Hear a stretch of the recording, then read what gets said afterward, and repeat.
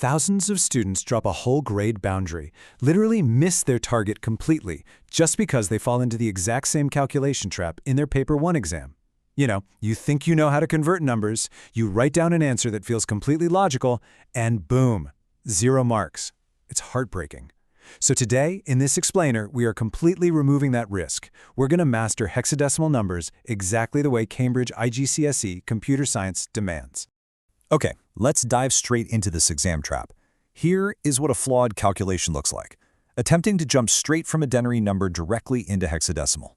This right here is exactly why ordinary revision fails and students lose marks. They guess, where they try to do base 10 to base 16 math in their heads without showing the working.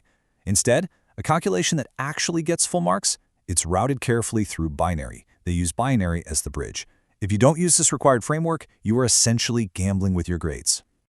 To fix this, we've got to first define the hexadecimal number system. So what is it? Well, it's a base 16 framework. In computer science, we use this alongside our standard binary, which is base 2, and denary, our normal everyday human counting system, which is base 10. Because it's base 16, it obviously needs 16 unique characters to represent data. So it uses the standard digits 0 through 9, but then it switches things up. It uses the letters A through F to make up the rest. Notice how this side-by-side mapping works. It's pretty interesting. The first 10 digits are completely identical across denary and hexadecimal, right? So denary 5 is just hex 5. Denary 9 is hex 9. But the second we hit denary 10, things change. Hexadecimal uses A for 10, B for 11, C for 12, all the way down to F for 15. And this single character representation, that is the entire secret to why this system was even invented in the first place. The crucial mechanism is actually right here in the source material. Quote, computers only use binary code. Right, a computer's logic gates only understand on or off, 1 or 0. They do not process hexadecimal at all. Hex is a system designed entirely for human benefit. It literally just exists to shorten those massive, confusing binary codes so that human programmers make fewer errors when they're reading or typing in data. And you can see that exact human benefit in action right here in this comparison. An 8-bit binary string is 8 individual characters long. It's clunky, it takes up a bunch of screen space, and it is incredibly easy for a human eye to accidentally misread a 1 for a 0. But that exact same piece of data, when it's converted to hexadecimal, is just 2 characters long. By converting to hex, we've vastly shortened the representation. It's a real game changer for programmers. Now, in a moment, I'm going to show you the examiner clue that changes your exam answer completely. It is a specific trick in the mark scheme you absolutely cannot afford to miss. But first, we need to build the mathematical framework that makes that clue entirely obvious. We have to understand the mechanism before we can hack the exam question. So let's tackle a practical worked example. We are going to convert the denary number 16 into hexadecimal. Now, if you remember our mapping from just a minute ago, we only map single hexadecimal digits up to denary 15, which is represented by F. So the big question is, what happens when the number is larger than 15? Here is the step-by-step conversion mechanism. Step 1, identify the number. Step 2, and this is the magic key, convert the number into 2 4-bit binary nibbles. Like we said earlier, you absolutely must use binary as your bridge. Step 3, you combine those nibbles into an 8-bit byte. And finally, step 4, convert that binary sequence into hexadecimal notation. This proves, without a doubt, that to convert denary numbers larger than 15, you have to rely on your 4-bit binary nibbles first. Let's apply those exact steps directly to the number 16. We take the 1 and the 0 from the denary number 16, right? And we convert them individually into binary. So the denary 1 becomes the 4-bit nibble 0001. The denary 0 becomes the 4-bit nibble 0000.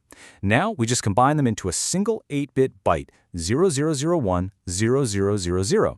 And when we read that new combined sequence back as hexadecimal, it reveals that denary 16 is actually written as 10 in hex. It looks exactly like the number 10, but it is actually 10 in base 16.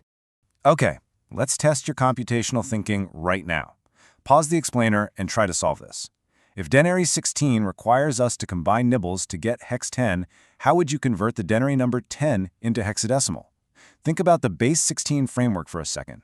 Does it require 2 nibbles, or does it actually fall under our initial mapping? Did you get it? If you checked our earlier mapping, you'd know that denary 10 doesn't require breaking down into separate 4-bit nibbles at all, because it falls right into that 0 to 15 range. It is represented by a single hexadecimal digit, the letter A. Okay, now for that examiner clue I promised you earlier, because knowing the math is really only half the battle. The other half is pure exam strategy. You must strictly match your exam answer to the Cambridge command words. For example, if the question says state, they just want a concise definition. If it says describe, you give the characteristics. But if it says explain, you have got to provide the why and the how. And if it says calculate, you absolutely must show your working, just like we did with the binary nibbles. Remember, 1 mark usually needs 1 distinct technical point. You really can't just repeat yourself using different words and expect more marks. Here is this mistake clinic in action. Let's say the question asks you to explain why hexadecimal is used. If you answer with, hex is used by computers to process data, you are getting 0 marks. It completely fails because it fundamentally misunderstands the mechanism. Computers don't process hex. Logic gates only use binary. In stark contrast, answering with computers use binary, hex is for human benefit to shorten binary codes, earns you full marks. It uses precise examiner wording, it hits 2 distinct technical points, and it answers the why perfectly. If you want to keep dodging these exam traps and securing those top bands, you really need the right strategies. So be sure to subscribe to our YouTube channel, Ace the Exams, at the handle @acetheexams_IGCSE to excel in your Cambridge examinations. We are breaking down every single module you need to master. So, you've mastered the foundational framework. You know how to convert through binary nibbles, and you know exactly how to write an explanation that actually gets full marks. But here is the massive question you face now. How exactly do we apply these hexadecimal codes to actual hardware? I'm talking about trace tables, MAC addresses, and real network data transmission. That is the mandatory next step in your syllabus, and the answer completely changes how you view networks. The next clue is in our follow-up explainer, and you definitely won't want to miss it. See you there.